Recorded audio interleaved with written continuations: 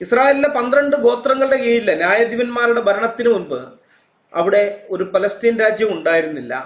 കനാന്യർ, ഹിത്യർ, ഹിവ്യർ, പെരിസ്യർ, ഗിർഗശ്യർ, അമോര്യർ, യബൂസ്യർ എന്നീ 7 കനാന്യ നഗര രാജ്യങ്ങളാണ് ഉണ്ടായിരുന്നത്. അതിനു മുമ്പ് അബ്രഹാമിന്റെ കാലത്ത്, ഞാനിപ്പോൾ ഈ പറഞ്ഞ 7 രാജ്യങ്ങൾ എന്ന് പറയുന്നത് മോശയുടെ കാലം അല്ലെങ്കിൽ യോശുവയുടെ കാലഘട്ടത്തിലാണ്.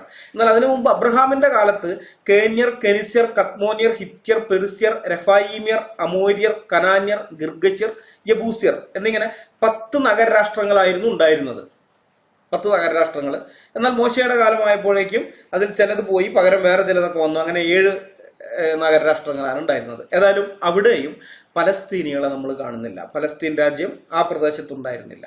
ഇന്നത്തെ ഇസ്രായേൽ എന്ന് പറയുന്ന ആ ഭൂപ്രദേശത്തെ കുറിച്ച് ഇതിന്റെ അപ്പുറത്തുള്ള ഒരു ചരിത്രവും നമുക്ക് ലഭ്യമല്ല. ഞാനിപ്പോൾ ഇവിടെ പറഞ്ഞത് മുഴുവൻ നമുക്ക് ചരിത്രത്തിൽ പോയി കഴിഞ്ഞാൽ അറിയാൻ പറ്റുന്നതാണ്. ആ ഭൂപ്രദേശം